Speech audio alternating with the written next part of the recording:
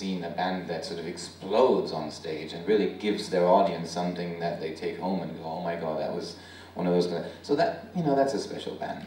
But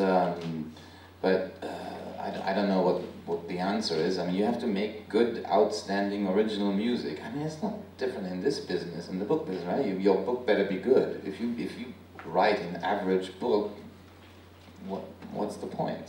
So what I tell my artists now is that you know, a good record doesn't cut it. You have to make an amazing record. Go back. Go back into the studio. I mean, I would say that, you know, in the case of books, you know, I'm sure there are a lot of people that would say that you don't have to write a good book for it to sell well. Because if you like the celebrity books, for example, they run off the back of, you know, a publicity machine that you were referring to. You know, they get the headlines and all that kind of thing, which, you know, I guess there's sort of some parallel with certain acts in music. I'm sure that would be the case as well. You know, X Factor, for example. Yeah. You know, the platforms such as that. I was just going to go back to this question about events kind of potentially imploding and how that bodes for things like South by Southwest. And is there a kind of account? You know, is this something that's you know, that organises a kind of anticipating and you know, how do we deal with this kind of saturation? How do they handle that kind of area?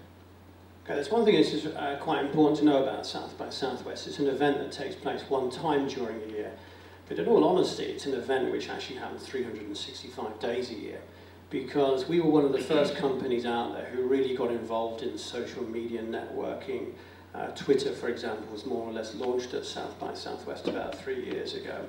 One of the things that staff members in the company have to do now is write a couple of blog stories every month, which I detest, but the thing is, you know, we have, if you look on our website, which is very easy, xxsw.com, you will see we have a news feed on various things written by staff members and contributors, so that every day when people go onto our website, they'll read something new.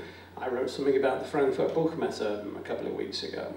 Now, the thing, what Chris said about this culture of the new, I think is a very important thing. I think you can sell a lot of garbage if it's new and there's a charisma around it. Garbage is probably the wrong word, but one of the reasons why South by Southwest does so well is we are very much in tune with what is going on out there. The people who book our music festival, there are 10 people or so who work there. We have 100 people listening to the tapes that we receive. These tapes get listened to, they're not tapes anymore, they're MP3 downloads. They get listened to twice by people. Every single band. We get 12,000 submissions and every one of them gets listened to twice. We actually do a lot of the A&R work for a lot of the people who come to our show. Because of that, we actually have a reputation of being a quality event. People know that when they come to our event, they're actually going to see something really worthwhile. I mean, you know, it's not that difficult. It's a question of mathematics. If you go through 2,000 bands, you're probably going to see somebody who's pretty good. Give us an idea of numbers of how many people are coming to... Okay, we have 30,000 registered delegates, industry professionals. We have a general public of about 100,000. But one thing I would say about our event, which I think is fundamentally important, we have something like 4,900 journalists coming to South by Southwest. We have 300 TV stations who are there. For people who are savvy about how to use the media, it is an incredible way to actually launch a band or launch a film or launch a book. You have to know how to work the media. And this is something that, it amazes me how many people don't know this. As an indication of some people who do know it is a couple of years ago when you had the American elections going on, you know, Obama, Hillary Clinton, Schwarzenegger, all these people came into town just before South by Southwest started because they knew the media was there. And I think this is one thing which is very important, whether you're a book publisher or writer or a musician or filmmaker, is knowing how to use the media. And that in itself is an absolute art form, which I don't even pretend to know either. I know people who've invited the best journalists to come to a reception, not one of them shows up. They become very precious in their own right. So, working in the media in an extent has to do with personality, wouldn't it? You know, the personality of the artist. You know, would you say? No, it's more than that. It's actually knowing the journalist you want to contact. You know, it's a sort of the year's work of going into like New York or Christof, I don't know if you just did this when you went to town, inviting journalists out for lunch or something, or inviting them out for a drink. It's like working all year on building up your media relationship. It's a relationship business, yeah. And you know, I mean, there are people, I mean, you can see the people who are absolutely brilliant at doing this because they do it all year round, just working. Do you think that needs to be the artists themselves or the manager or the publicist? It should be in an ideal world, the publicist. It's a question of whether people can afford a publicist a lot of it. But you know, one thing I will say, it kind of ties into the event sort of topic of this story. I know that there's a guy who writes for the New York Times, and he always does a lot of stories about South by Southwest. But the stories he writes are not stories. They're not about a band coming from Iceland, for example. They're about Reykjavik. What's going on in Reykjavik? How does this band fit into what's going on with films that are coming out there? And I think this is part of the bigger picture, is creating stories where your book or your artist or your film slot into a bigger picture. I mean, this was true of Iceland, particularly a few years ago. With Bjorn, it suddenly became the place to go. I guess Berlin a few years ago, maybe even now, is still considered to be a very cool place. So you've got to create stories where you can slot that information in. I think we were talking about, you know, our agencies. You know, are they taking over the role of record labels, or you know, the other big live agencies, the new majors? Is that you referred to the Madonna example as one. So that's someone with guaranteed success, someone who's clearly going to make a lot of money. It's the risk, you know, the risk ratio is much lower. So do you think that there's a place for agents to do the A&R, you know, that you were just referring to, with regards to new bands? And you know, maybe either one of you want to pick this up about examples of how involved you are how involved you are in A&R at South by Southwest, or as I said, South by Southwest has become a stomping ground for agents. All the UK agencies are sending their people there. And you know, you've got the sort of big booking conglomerates, like something like Creative Artists, CAA, and William Morris. They've got their offices in LA. They've got an office in Nashville and one in London. And these people all come on down to Mirko's little conference with 30,000 people and chase the buzz. And some agents, more than others, take that job very seriously and really go after a band that they feel passionate about, that's going to grow, that's going to have potential. They really look at it. Others hear 3 other agents talk about the same band and go after them just because 3 other agents are talking about them. But that's really the fundamental difference. And I wanted to ask people here, or you, or experts from the book publishing, the fundamental difference is that sort of we as the makers, the producers of music, have lost the control of our content, or over our content, in the last sort of 10 years. And the agents still have that, booking agents still have that control, because I mean, you know, if you book a concert, you expect to sell tickets, and can't be downloaded, the concert experience. So we okay, I'll put this band in the studio, and they create a master, and then I press that master onto a CD, and in that very moment it's a digital clone. It's digital, it can be cloned.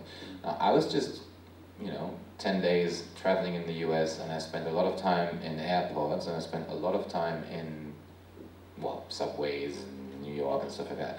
And I've seen so much more of these readers, of these Kindles, and I think much more Kindles. People who actually read don't use the iPad. I think they use the Kindle, it seems. Maybe the iPad is more of a lifestyle thing, but the Kindle is the literature weapon of choice. In the US, it's much more established. Yeah, but what happens in the US will happen here in the next 5 years. So let's just look at that as what's going to happen over here, because that's normally the way it goes. What's the comparative? I mean, okay, so the Fraunhofer brought us the MP3, and with that MP3, our stuff started to travel without us really enforcing that.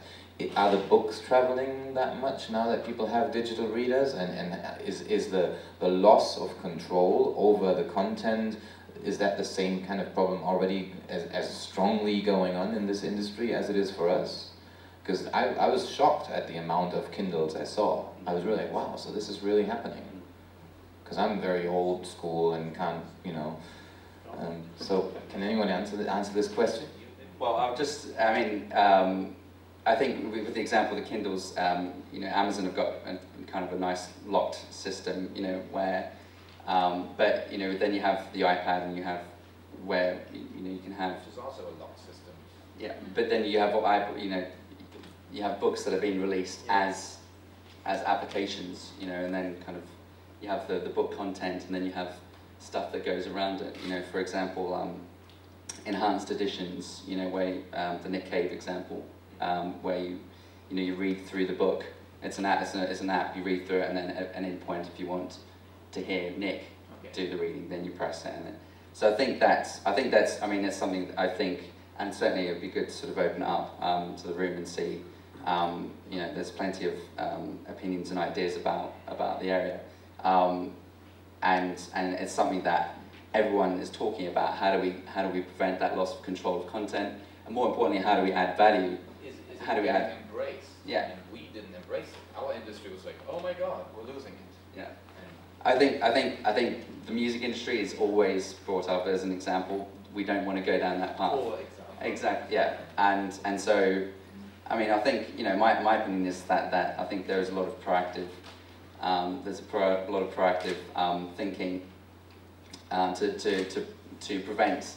Or not prevent, but to sort of, you know, to take advantage, to see it as an opportunity, and to add value, and to do those things like, what can we do with a book, and how can we make it, you know, it's, there was a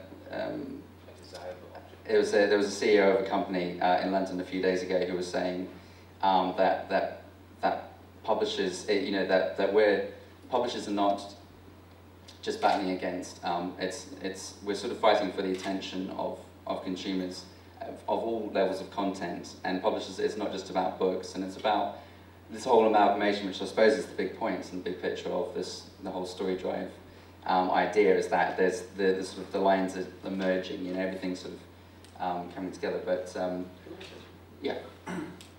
You know, bringing back to the thing about events, okay, I think one thing which people need to focus on is the whole social media thing. Not because it's anything particularly new. Social media for me is just communities that have just been speeded up because of technology. But the really important thing is what social media networks are, and it's this thing about communities. If you are a musician who plays in an independent group, for example, you are catering to a particular community. Whether you set out to do that or not is irrelevant. You actually end up having your community of people. That community will probably buy a certain type of clothes, eat a certain type of food, watch a certain type of television, a certain type of travel, and so on. And I personally think, and this is really a South by Southwest sort of experience, is you've got to know who your community is. And you've got to know, how do I relate to other people in that community who, for example, are not authors, who are not musicians, but who have similar interests to me? Because those are going to be the people who buy your music, buy your books, watch your films. And that, I think, is a very important thing where it comes back to events. For example, if I was writing a book on gardening, I would have a gardening event where I would travel it around the country and have people come into it. But I'd also invite musicians to come and play at my event. I'd invite cooks to come and cook at it, and so on and so on.